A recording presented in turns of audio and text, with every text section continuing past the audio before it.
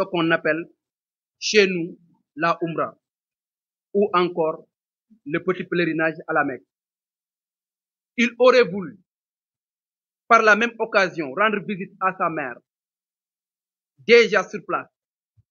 Mais grande a été sa surprise de voir un agent de la police de l'air lui signifier son impossible embarquement dans le vol Air France en partance pour Paris. À la question des raisons expliquant le refus de sa sortie du territoire national, terrible fut la réponse de l'agent. C'est sur instruction de l'autorité supérieure. Cette décision prise par l'autorité supérieure et vous en convenez tous une grave et inacceptable atteinte à ces droits de citoyens libres, seul maître de ces mouvements dans le strict respect des lois et règlements en vigueur dans notre pays. Des droits inaliénables, car reconnus par notre charte fondamentale, notre constitution, dans son préambule, son titre numéro 2, qui traite spécifiquement des libertés démocratiques et en ses articles 7, 8 et 14. Mesdames, Messieurs les journalistes, cette décision de l'autorité est un violent abus, une négation des principes et des valeurs qui fondent notre état de droit et notre république.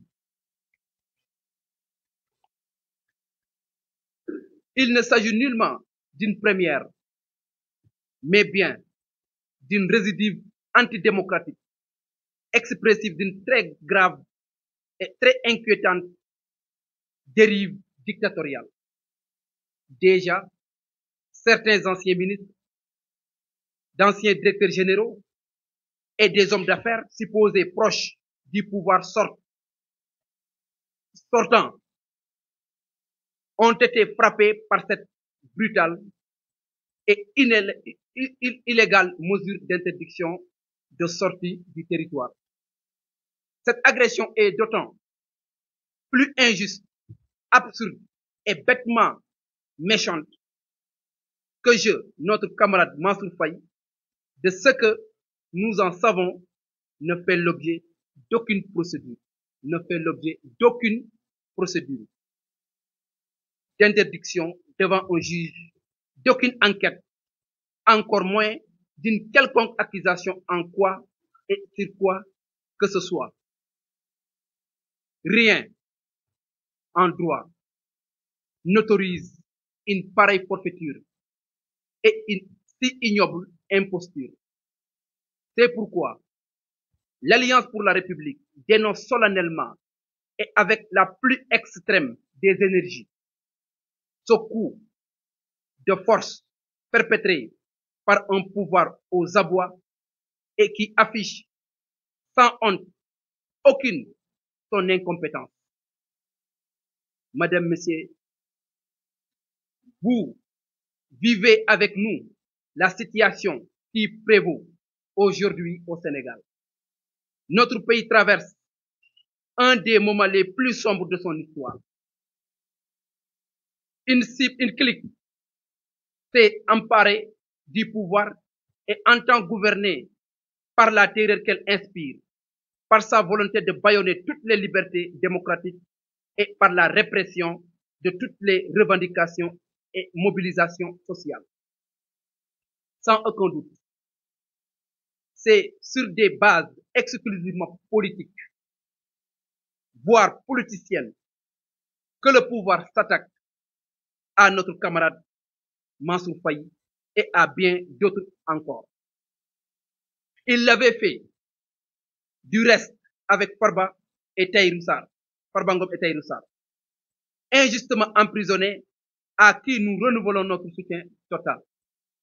Mesdames, Messieurs, après avoir agressé hier de hauts responsables de notre parti et aujourd'hui le camarade Mansour Faye, le pouvoir vise à la fois le président Macky Sall et l'ensemble de notre parti, l'Alliance pour la République.